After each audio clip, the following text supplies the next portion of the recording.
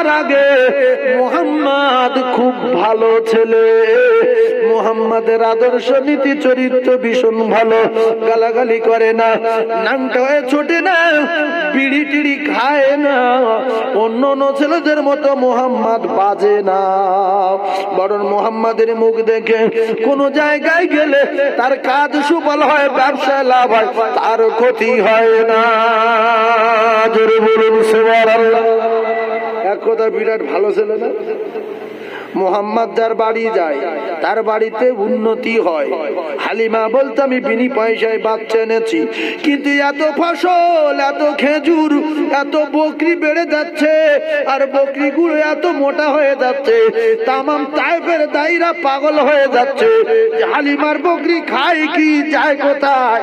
এই সমস্ত রাখালদের মারতে যাচ্ছে, তোর কোথায় নিয়ে যাস? বকরি বকরি কত ভেড়া, বাচ্চা বাচ্চা কত ভেড়া। বলছে আমরা হালিমার বকরি যেখানে খায় আমরা সেই জায়গায় খাওয়াই, ওজন হালিমার বকরি তেড়ে দিয়ে আমাদের বকরিগুলো খাওয়াই, কিন্তু হয় না। হবে কিছু কিছু নারী, অহংকারী নারী, এদের কপাল খারাপ, অহংকার করেছে তাই কপাল খারাপ হয়েছে। ও মায়েরা বাবাদিরা, হালিমাতুস সাদিয়া অহংকার করিনি, হালিমাতুস সাদিয়া লুবি নারী না, হালিমাতুস সাদিয়া অন্য অন্য নারীদের মতো অহংকার তাকাবারি না করে আমেনার কথা মতো দয়ায় রাজি হয়ে গিয়েছিল। কিন্তু অন্য অন্য নারীগুলো ঠাট্টা বিদ্রুপ করছে। ফর্সা ছেলে দেখতে ভালো, কিন্তু ফ্রি পয়সা হবে না, যার মাল নাই তার বাচ্চা দুধ খাওয়ানোর দরকার নাই। কাঁদো কাঁদো কাঁদো। হালিমা আসছে তাও নিষেধ করছে যে বুড়ো উঠ, ফিরে যাই, যাসনি, কোনো বাচ্চা আনলি, চল চলে যাই। আবার কেউ কেউ ভালো মন্দ বলছে বেওয়ার ঘরে, আমেনার ঘরে একটা বাচ্চা আছে, তা ফালতু নিয়ে আসা হবে, সে চেল্লাচ্ছে ফিরি ফিরি ফিরি। তা বলছে এত দূর এসছি, আর ওই একটা আছে যে গিয়ে দেখে আসি। স্বামীর নাম হারেস। হারেস স্বামীর সঙ্গে আলোচনা করলেন যে স্বামী কি করব? তা বলছে বেওয়া নাই, খুব কাঁদছে, পাহাড়ের ঢালে, তা চলো যাই। ছোট্ট খেজুর পাতার কুঁড়ে ঘর, কুঁড়ে ঘর, অনেক বিয়াদব বলে তাল পাতার কুঁড়ে ঘর। মক্কা মদিনায় এত ঘুরেছি, তাল গাছ দেখতে পাইনি, কিন্তু কোটি কোটি খেজুর গাছ আছে। আছে না নাই?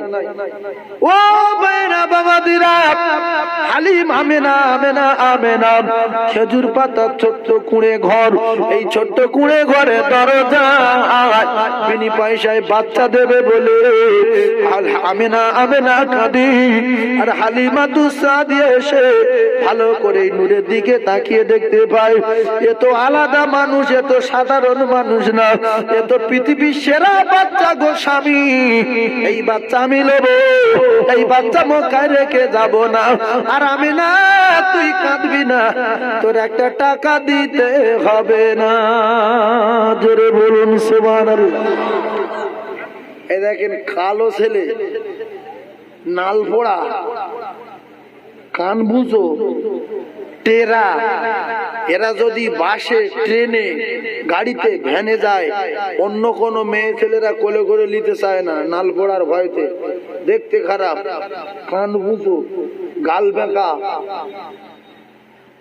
আর যদি বাচ্চা ফ্রেশ হয়, চাঁদের মতো দেখতে হয়, আর গলায় পাউডার টাউডার দেয়, গায়ে যদি সেন্ট মেরে দেয়, কেউ সে বলবে হবু এটিতে নাই খোলে লে, বুকে ঠেকাবে, মুখে চুমা দেবে, বাহ কি সুন্দর বাচ্চা রে, কি সুন্দর বাচ্চা রে। ওরা তো পয়সা লোভে ভালো করে দেখিনি যে কি জিনিস। হালিমা দেখে মাথায় কাজ করে না, শুধু বলছে আমি না দেখ ফেরি খাওয়াবো। ভাইজান আমার বাবা দিরাও প্রথমবারের মুজিজা কাজ করার সঙ্গে সঙ্গে হালিমা পরিবর্তন হয়ে গেল, স্তনে দুধে ভরে গেল। আর বুড়ো উটের গায়ে নবীর টাচ করার সঙ্গে সঙ্গে বুড়ো সঙ্গে সঙ্গে জন হয়ে গেল। জোরে বলুন। তাহলে নবী কি দাপট দেখেন, বুড়োর গায়ে ঠেকাচ্ছে, বুড়ো জন। আচ্ছা বুড়ো আগিয়ে যাবে না ওরা আগিয়ে যাবে? বুড়ো চাবি যাবে, এই বাবজি বলতে বুড়ো সবার আগে চলে যাবে। আমার নবীর দাপট দেখেন, দাপট আগের দাপট শুনেছেন, এইবার দাপট দেখেন। তারপরে আমেনার হালিমার গল্প দেখেন। হালিমা একটা মোজেজা বলবে, আমেনা একটা মোজেজা বলবে। এই মোজেজা গুলো বলার কারণ কি কিছুক্ষণ পরে বুঝে আসবে। ও কলিজার টুকরা ভাইয়েরাও, যুবকেরা, জনেরা, আমার নবীর মোজেজা হাজার হাজার হাজার হাজার হাজার হাজার হাজার হাজার হাজার হাজার কত মোজেজা। ও কলিজার টুকরারা, যত শুনবেন তত ভালো লাগবে। আমার নবীর পেশাব থেকে, পায়খানা থেকে, আমার নবীর তুতু থেকে, যেখানে যাবেন সবগুলো আলাদা। একবার জোরে বলুন সুবহানাল্লাহ। আল্লাহ নবী দিন ও দুনিয়ার বাদশাহ, যেগুলো করেছে আমাদের সেগুলো করার দরকার আছে না নাই? একটু জোরে বলেন। আছে। রাসূলুল্লাহর মুখে থুতুর এত পাওয়ার ছিল, চোখ উঠে রোগ হয়ে ফুলে গেছে, যন্ত্রণার ঠেলায় অস্থির। রাসূলুল্লাহ মুখের লালা লাগিয়ে দিয়েছে, সঙ্গে সঙ্গে বিদ্যুৎ গতিতে সুস্থ। বলছে, ইয়া রাসূলুল্লাহ, আপনার মুখের লালা এত পাওয়ার, সঙ্গে সঙ্গে আমি সুস্থ হয়ে গেছি। আর পূর্বে আমার চোখে যেরকম দেখতে পাচ্ছিলাম তার চেয়ে আরো সুন্দর দেখতে পাচ্ছি। বলুন সুবহানাল্লাহ। আমাদের থুতু যদি কারোর চোখ ওঠে তার চোখই দিই, কিছু হবে? দেখেন দিই। হ্যাঁ বাবজি ঠিক বলেছে। বাবজি বলছে, পাহাড়ের তলায় গারে সুরে সাপে কামড়েছিল আবু বকর সিদ্দিকের। আল্লাহ রাসূল থুতু দিয়েছে, সঙ্গে সঙ্গে বিষ চলে গেছে, ঠান্ডা হয়ে গেছে, আবু বকর সিদ্দিক সুস্থ হয়ে গেছে। সেই গর্তটা আল্লাহ পাক আমার দেখিয়েছেন। ওই গর্তটা তলায় ছিল, আর উপরে যে ফাটল গুলো ছিল ওইগুলো পাহাড়ের ফাটল। কারণ গারে সুর পাহাড়টা, গর্তটা একেবারে সেই পাহাড়ের উপরে। কলিজার টুকরা ভাইরা আমার, ওই গর্তটা এত ছোট্ট গর্ত, ওই গর্তের মুখটা এত ছোট্ট। ভালো একটা শরীর স্বাস্থ্য মানুষ যদি যায় ওই গর্তে সোজা হয়ে ঢুকতে পারবে না, সাইড হয়ে ঢুকতে হবে। ওই গর্তের ভিতরে আল্লাহ রাসূল আর সিদ্দিক আকবর ছিলেন। ওদিনে আল্লাহ রাসূল মুখে নালা দিয়েছিলেন। আবু বকর সিদ্দিককে বলেছিলেন, আবু বকর তুমি আমার ডাকলে না কেন? আল্লাহ রাসূল বলে, আল্লাহ রাসূলের কথার উত্তরে বলেছিলেন আবু বকর সিদ্দিক, ইয়া রাসূলুল্লাহ, আমার জীবনের চেয়ে বেশি আমি আপনাকে ভালোবাসি। ইয়া রাসূলুল্লাহ, আমার জীবনের বিনিময় হলো আমি আপনার ঘুমের কষ্ট দিতে পারি না, তাই আমি নিয়ত করে নিয়েছি আমি আমার রাসূলের বিদায় কালে, অন্তিম সময়, শেষ সময়, আমি আমার নবীর মুখটা, সোনার মুখটা দেখতে দেখতে আমি শেষ নিঃশ্বাস ত্যাগ করব, আমি জন্মের মতো বিদায় নেব। সেজন্য করে ইয়া রাসূলুল্লাহ আমি আপনার মুখের দিকে তাকিয়েছিলাম, তাই সিদ্দিক আকবরের চোখের পানি আল্লাহ রাসূলের মুখে পড়েছে। আর ঘুমানো মানুষের মুখে যদি পানি পড়ে সঙ্গে সঙ্গে কিন্তু ঘুম ভেঙে যায়। রাসূল তাকিয়ে বলেন, আবু বকর কাঁদো কেন? ইয়া রাসূলুল্লাহ গো, আমার পায়ে কিসে দংশন করেছে, বিষের যন্ত্রণায় আর সহ্য করতে পারি না, তাই এজন্য চোখের পানি জারি হয়ে যায়। রাসূল পা টানতে বলে মুখে লালা লাগিয়ে দিলেন, সঙ্গে সঙ্গে আল্লাহর কুদরতে সিদ্দিক আকবর সুস্থ হয়ে যায়। একবার জোরে বলেন না সুবহানাল্লাহ। ও ভাইরা বাবাদিরা, আমার নবীর মুজিজা, আমার নবীর মুজিজা গুলো দেখেন, বিশ্ব নবী হাবিবুল্লাহর পাওয়ার গুলো দেখেন। একের পর এক, একের পর এক মদিনাতুল মুনাওয়ারার কিছু মুজিজা আমি আপনাদের সম্মুখে তুলে ধরতে চাই। রাসূলের কি মুজিজা, রাসূলুল্লাহর কত পাওয়ার, এজন্য আমি প্রায় জায়গায় বলে থাকি, আসমান থেকে নিয়ে আর জমিন পর্যন্ত, আর জমিন থেকে থেকে নিয়ে রাসূলুল্লাহ ওয়াফাত পর্যন্ত যেখানে যা কিছু হয়েছে, যা কিছু ঘটেছে, যা কিছু করেছে, বিশ্ব নবী হাবিবুল্লাহর মাথার চুল থেকে নিয়ে আর পায়ের নখ পর্যন্ত তামাম বডিতে যা কিছু আছে পৃথিবীর কোন মানুষের সঙ্গে মিল নাই। সব আলাদা। নবী মানুষ বটে কিন্তু সব আলাদা। রক্তের সঙ্গে আমাদের রক্ত মিল করতে পারবে? নবীর রক্ত খেয়েছে সাহাবারা জান্নাতি হয়ে, নবীর পেশাব খেয়েছে জীবনে তো পেটের রোগ সেরে, নবীর থুতু লেগেছে তার জন্মের মতো সাপের বিষ পানি, নবীর থুতু লেগেছে চোখের যন্ত্রণা সঙ্গে সঙ্গে সুস্থ হয়ে চোখ পরিষ্কার হয়ে গিয়ে হযরত আলী বলতে আমার চোখের জ্যোতি আরো বেড়ে গেছে। জোরে বলেন সুবহানাল্লাহ। এই রাসূলুল্লাহর পায়খানার এত পাওয়ার। আল্লাহ জমিনের বলে দিয়েছিল যে পায়খানা জমিন পাথর হোক আর বালু হোক আর মাটি হোক আর যাই হোক, আমার দোস্ত যখন পায়খানা করবে সেকেন্ডের ভিতরে যেন আউট হয়ে যায়। ও জিনিস দুনিয়া রাখা যাবে না, যে দেখবে সে খেয়ে নেবে। এত মজাদার, এত খুশবু, এত সুন্দর। ভাইজান আমার বাবাদিরা, যুবকেরা, জওয়ানেরা, হযরতে হালিমাতু সাদিয়া অবাক হয়ে গেলেন।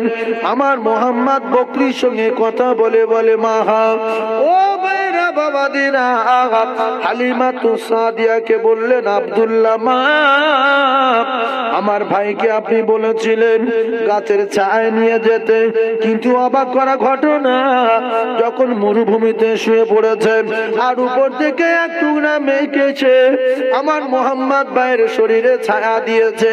আমি জানি মেঘ সরে যাবে, ভাইকে নিয়ে গাছের গোড়ায় নিয়ে যাব, কিন্তু মেঘ সরে না আর আমি নিয়ে যাই না।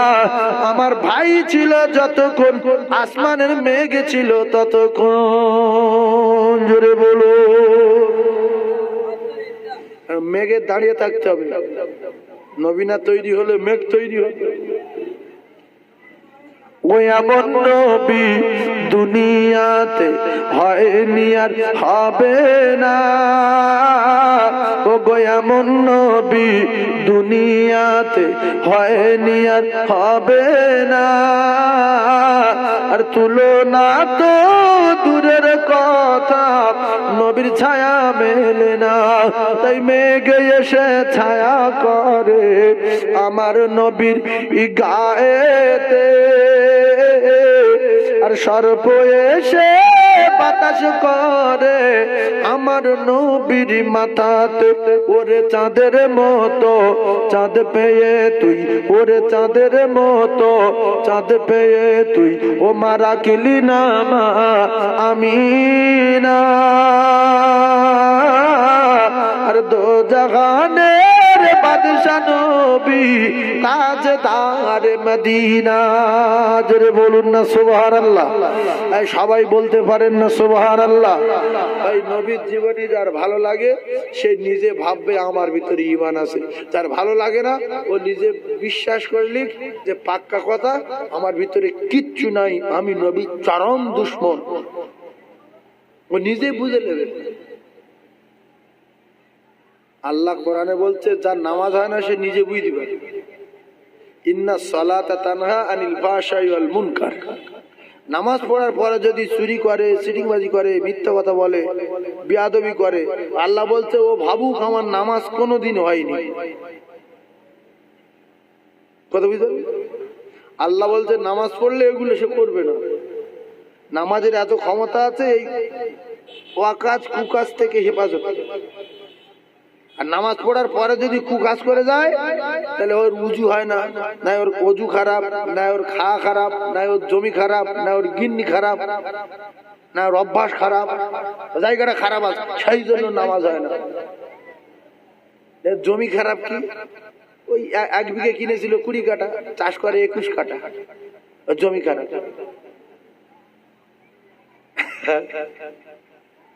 ভাইরা আমার, বাবাদিরা, সোনার চাঁদেরা, তাহলে আল্লাহ বলছে নামাজ হয় কিনা ও নিজে বুঝে নেবে। নামাজ যদি তার সঠিক হয়, ওই নামাজের তামাম বাজে কাজ থেকে বাঁচাবে। যে নামাজ বাজে কাজ থেকে বাঁচাতে পারে না, আসলের নামাজ হয় না। ও ভাইরা বাবাদিরা, আল্লাহ রসুলের জীবনী শুনে রসুলের প্রতি মহাব্বত যদি পয়দা না হয়, মনটা যদি নরম না হয়, ওই মুসলমানের রসুলের উপরে দরদ নাই। যার রসুলের উপরে দরদ নাই, মায়া নাই, যে রসুলের কেউ না, আমার আল্লাহ তার কেউ না। আর আল্লাহ বলছে যে রসুলের পাগল হবে, আমি আল্লাহ পাক তার উপরে খুশি হয়ে যাব। খুশি হয়ে গিয়ে তার একটা বিরাট অফার আমি আল্লাহ দিলাম। আমি আল্লাহ পাক আল্লাহ তাআলা তার বিগত জিন্দেগীর গুনাহ খাতা মাফ করে দেব। জোরে বলো। হযরত উমর করতে কতল নবীর দারে যায়। হযরত উমর করতে কতল নবীর দারে যায়। আর নূরানি তার চেহারা দেখে উমর ফিদা হয়ে যায়। জোরে বলেন না সুবহানাল্লাহ। এই যে ওমরের মতো নবীর চরম দুশমন ওমরে ফারুক, নবীর চরম দুশমন। দুশমন না হলে মাথা কাটতে যায়। সেই ওমরে ফারুকের মতো দুশমন রসুলের কাছাকাছি হয়ে রসুলকে ভালো করে দেখে কলিজাটা ঠান্ডা হয়ে গেছে। নবীর মাথা কাটা তো দূরের কথা, অবশেষে ওমরে ফারুক রাদিয়াল্লাহু তাআলা নিজে মাথা দিয়ে দিয়েছে। জোরে বলুন সুবহানাল্লাহ। আর কলঙ্ক, জাতির কলঙ্ক মুসলমান নাম। কোরআন শরীফ ভালো লাগে না, নবীর জীবনী ভালো লাগে না, দরুদ শরীফ ভালো লাগে না, কলেমা শরীফ ভালো লাগে না, কিন্তু কাফেরের এত ভালো লাগতো। শুকনো কাফের, ওই শুকনো কাফেরের এত মজা লাগতো। কাফের কোরআন শুনবো না বলে মিটিং করার পরে চোরের মতো লুকিয়ে লুকিয়ে এসে ওই কাফের কোরআন শুনতো। সে আবু জেহেল হোক আর উতবা সাহেব আর যাই হোক, সে তো কাফের। তো কাফের যদি কোরআনের টানে চলে আসে, আমরা তো কাফের চেয়ে কোটি কোটি গুণ ভালো। আমরা তো ইমানওয়ালা। এই কথা ঠিক না বলতো? আমরা তো ইমানওয়ালা। তাহলে আমরা কোরআন শোনার দিকে কান দেব না কেন? অনেক লোক আছে তার বাড়ির দিকে মাইক ঘুরিয়ে দিলে, মসজিদের আজানের মাইক ঘুরিয়ে দিলে, জলসার মাইক ঘুরিয়ে দিলে সে রেগে যায়। মুসলমান না হতে আল্লাহ আল্লাহ নবীর কথা আসবে, আমার ঘুমির কষ্ট হবে, মাইক ওদিকে ঘুরিয়ে দাও। আছে না নাই? হ্যাঁ। তবে যত কায়দাবাজি করো, মৃত্যু একদিন হবেই হবে বাবু, লিখে রেখে দাও। কোনো কায়দাবাজি চলবে না। শুধু চলেছে আমার নবীর জন্য। আমার নবীর ও আজরাইলে যা বলবে তাই শুনবে। আজরাইলে যদি বলে আজরাইল কেটে বড়, আমি এখন মরবো না, সমস্যা আছে, আজরাইলি পালাতে হবে। এই কথা ঠিক বলছি না ভুল বলছি? সঙ্গে সঙ্গে পালাতে হবে। আর আমরা যদি বলি আজরাইল আমি চলে যাও, সামনে বছর আসবে, জমি জায়গা কিনছে, আর মাথা খারাপ, আজরাইল বলবে তোর এক কথা তোর বাপের নাম ভুলে যাবো, তুই যাবিন মানে কি টাইম দেবে? কোরআন বলছে লা ইস্তাখিরুনা সাআতাও ওয়ালা ইস্তাগদিমুন। আর আল্লাহ বলছে আজকের আমার দোস্তের কাছে যাচ্ছ, এ বদব মানব না, মানব জাতের মহামানব, মৃত্যুর জন্য যাচ্ছ বসে আলোচনায় বসতে হবে। যদি দোস্ত বলে কেটে পড়ো, কেটে পড়তে হবে। আর যদি বলে জান কবজা করো, তবে শুনে লাও, পৃথিবীর জমিনে যত জান কবজা করেছো সবচেয়ে আসানির সঙ্গে করতে হবে। কারণ মুহাম্মাদুর রাসূলুল্লাহ, আমি আল্লাহ আমার দোস্ত। আর আল্লাহ আমার নবীকে এত সম্মান দিতেন, জীবনে নাম ধরে ধরে ডাকতেন না, শুধু বলতেন দোস্ত দোস্ত। সকালে দোস্ত, বিকালে দোস্ত, মিনিটে মিনিটে দোস্ত, 10 মিনিট পরে দোস্ত, 15 মিনিট পরে দোস্ত।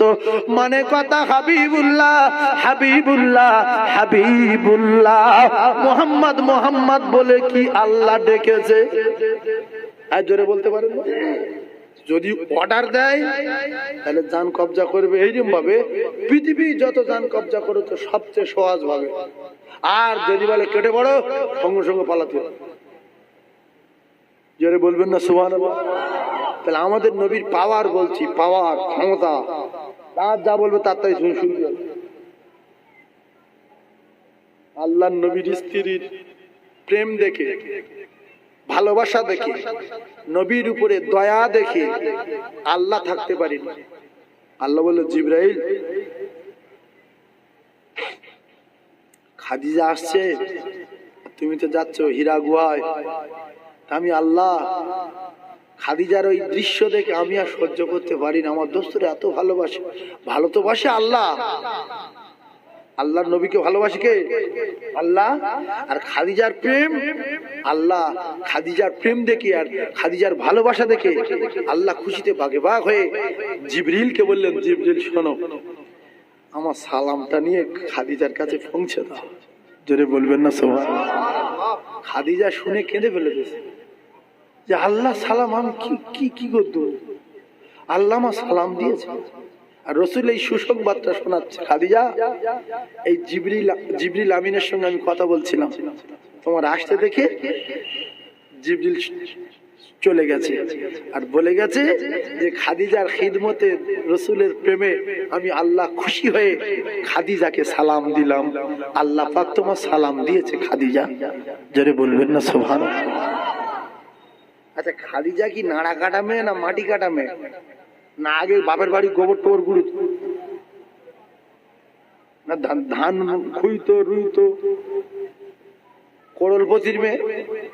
মদিনায় সবচেয়ে বড় ব্যবসায়ী, হাজার হাজার মানুষ দরবারে কাজ করত, পৃথিবীর যত দামি সেন্ট আছে মাখতো, স্পন্সের বিছনায় শুয়ে আরাম করত। সেই খাদিজা রসুলের প্রেমে এত ছোট্ট ঘরে শুতো, পা ছড়িয়ে শুতে পারত, দিনের পর দিন খাওয়া নাই। আর পাথরের উপর দিয়ে হেঁটে যেত, এই মক্কা থেকে 3-4 কিলোমিটারের রাস্তা।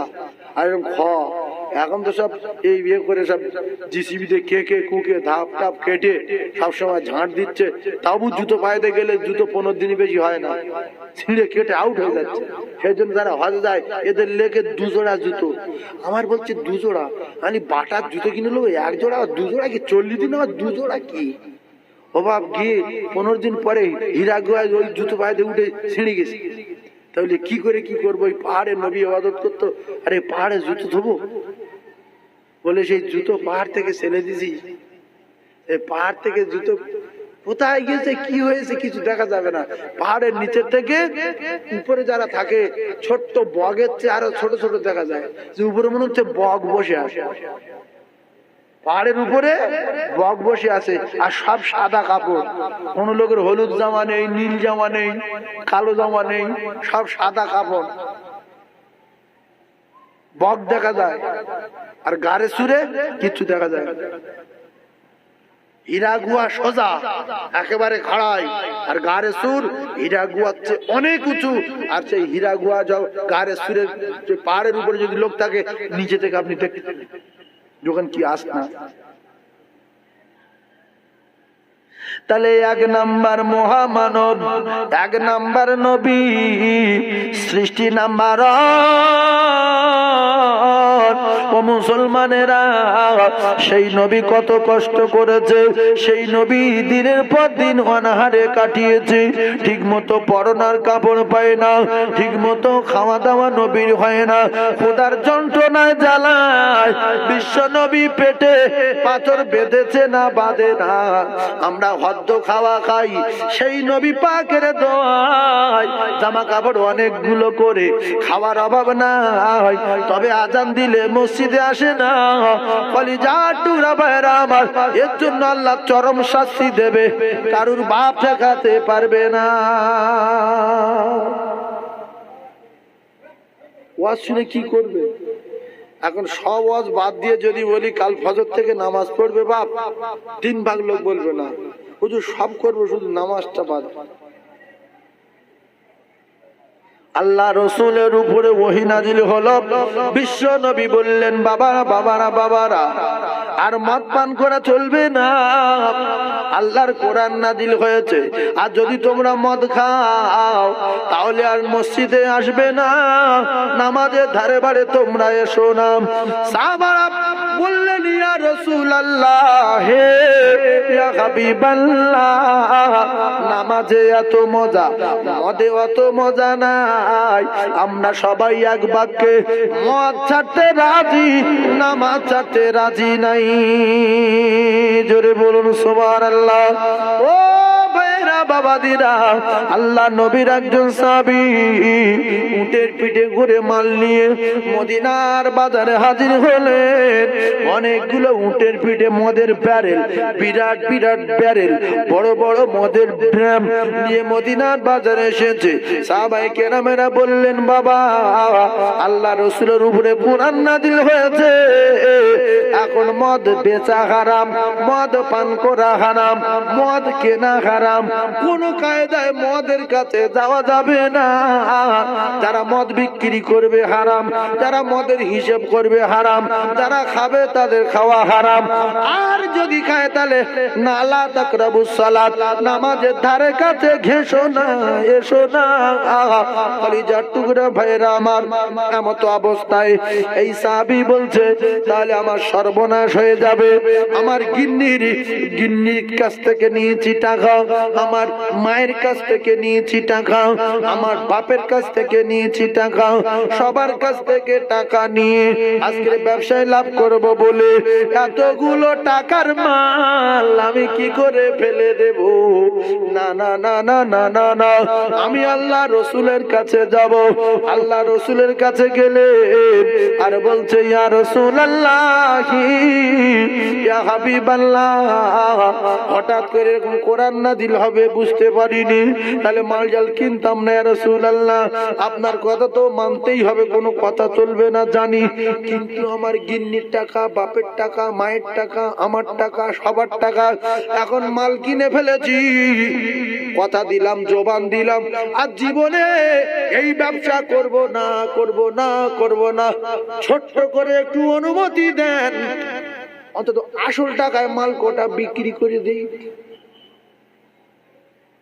আসল টাকায় ছেড়ে দিই।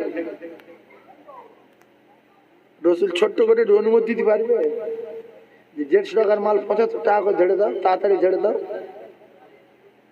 এই বাপজি বলছে কোরআনে শিখে তার হয়, আর হবে না। আল্লাহ রসুলের অনেক বোঝানোর পরে আল্লাহ রসুল বললেন, বাবা, কোনো কথা চলবে না, হারাম হারাম হারাম। ওই সাহাবী তো জোর করে এসে মদিনায় সবার বিক্রি করা নিষেধ হয়ে গেছে। আর এই সাহাবী অনেকগুলো মাল এনেছে, 100 টাকার মাল 500 টাকা করে বললে বিক্রি হয়ে যেত, যেত না, যেত না। কিন্তু নবীর কথার খেলাফ হতো, আল্লাহর কোরআনের খেলাফ হতো। তা হতো হতো, পরে ফের আমি নবীর কাছে গিয়ে বলবো ভুল হয়ে গেছে। এই চিটিং বাজের ক্ষমা নাই মুনাফিক, ইন্নাল মুনাফিকিনা ফি দারকিল আসফালি মিনান নার, এদের ঠিকানা হবে জাহান্নামের তলায়। কিছু কিছু মানুষ জেনে শুনে অন্যায় করে, জেনে শুনে গুনার কাজ করে, জেনে শুনে পাপ করে, বলে পরে লাইন করে লব। কত সহজ না, তুমি জেনে শুনে পাপ করবে, পরে লাইন করে নেবে, তোমার কপালে আগুন লেগে যাবে। সাহাবায়ে কেরাম বড় বড় অন্যায় করেছে, তারা জানতো না, আল্লাহ বুঝতো না, নবী বুঝতো না বলে নিজের সন্তানকে জবাই করে দিয়েছে। নিজের কলিজার টুকরি মেয়ে বাপ গর্ত খুঁড়ছে, আর মুখে দাড়িতে ধুলো লাগছে, দাড়ি ঝেড়ে দিচ্ছে, গায়ে ধুলো লাগছে, ধুলো ঝেড়ে দিয়ে বলছে, আব্বু আপনি এত কষ্ট করছেন কেন কঠিন রোদে মরুভূমিতে? বলছে, চুপ করো, চুপ করো মা, চুপ করো, তুমি আমার কলিজার টুকরা, চুপ করো, গর্ত খুঁড়তে দাও। এইবার মেয়ের সঙ্গে কথা বলতে বলতে গলা ধরে আছাড় মেরে গর্তের ভিতরে ফেলে দিয়ে বাচ্চা চিল্লায়, আব্বু রে, আব্বু রে।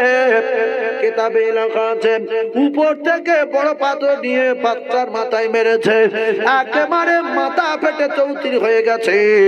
চৌচির হয়ে যাবার পরে ওই সাহাবী বলছে, আল্লাহ রসুলের কাছে গিয়ে পরে সাহাবী হয়েছিলেন।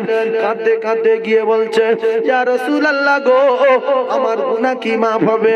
ইয়া রাসূলুল্লাহ, আমার গুনাহ কি মাফ হবে? বলতে কেন?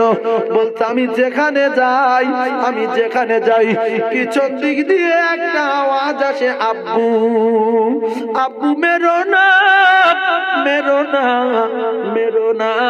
ইয়া রাসূলুল্লাহ, এই আওয়াজটা আমার কান থেকে যায় না। রাসূল বলছে, তুমি কি করেছো? বলছে, ইয়া রাসূলুল্লাহ, আমি আমার নিজের কলিজার টুকরা মেয়েকে নিজে হাতে গর্ত খুঁড়ে গর্তের ভিতরে পুঁতে দিয়ে উপর থেকে পাথর মেরে মেরে মেরে ফেলে দিয়েছি। সেদিনে আমার আব্বু আব্বু করে চিল্লা